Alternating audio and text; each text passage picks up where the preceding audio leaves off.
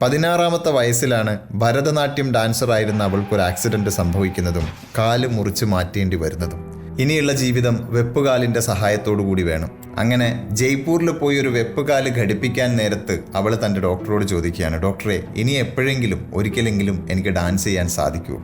അവൾ കരുതിയത് ഒരുപക്ഷെ ഡോക്ടർ തന്നെ നന്നായിട്ടൊന്ന് ആശ്വസിപ്പിക്കും എന്നായിരിക്കണം. പക്ഷെ അതിന് വിപരീതമായി ഡോക്ടർ ഒരു മറുപടി കൊടുത്തു, തീർച്ചയായും ഡാൻസ് ചെയ്യാൻ പറ്റും. പക്ഷേ അവൾ ആ ഡോക്ടറോട് തർക്കിച്ചു. ഡോക്ടർക്ക് അറിയാൻ പാടില്ലാത്തത് കൊണ്ടാണ്, എൻ്റെ ഡാൻസ് ഭരതനാട്യമാണ്. അതിന് ആ ഡോക്ടർ മറുപടിയൊന്നും പറഞ്ഞില്ല.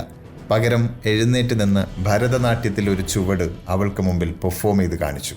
എന്നിട്ട് പറഞ്ഞു, എനിക്ക് ഭരതനാട്യം എന്താണെന്നും അറിയാം, നിനക്കത് ചെയ്യാൻ പറ്റുമെന്നും അറിയാം. അത് അവളെ സംബന്ധിച്ചിടത്തോളം ഒരു കോൺഫിഡൻസ് ബൂസ്റ്റർ തന്നെയായിരുന്നു. ആ കോൺഫിഡൻസും കൊണ്ട് അവൾ വീട്ടിലെത്തി.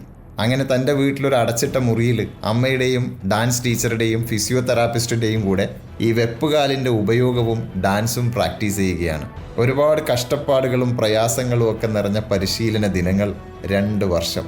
അങ്ങനെ ആ 2 വർഷത്തെ പരിശീലനത്തിന് ശേഷം വലിയൊരു സ്റ്റേജിൽ ആയിരക്കണക്കിന് ആളുകൾക്ക് മുന്നിൽ ഭംഗി ഒട്ടും ചോരാതെ തൻ്റെ അതേ വെപ്പുകാല് കൊണ്ട് 2.5 മണിക്കൂർ അവൾ ഡാൻസ് പെർഫോം ചെയ്ത് വിജയിപ്പിച്ചു.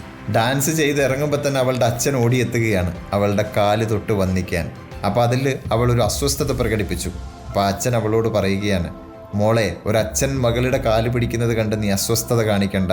ഇത് ഒരിക്കലും ഒരാൾക്കും ചെയ്യാൻ കഴിയില്ല എന്ന് ലോകം വിശ്വസിക്കുന്ന ഒരു കാര്യം അതിമനോഹരമായി ചെയ്ത് വിജയിപ്പിച്ചൊരു കലാകാരിയോടുള്ള എൻ്റെ ആദരവായിട്ട് മാത്രം കണ്ടാൽ മതി എന്ന്.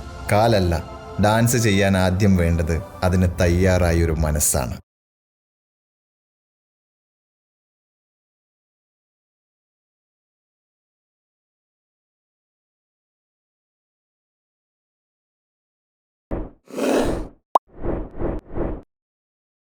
Super hits red FM. കേൾക്കൂ കേൾക്കൂ, കേട്ടുകൊണ്ടേയിരിക്കൂ.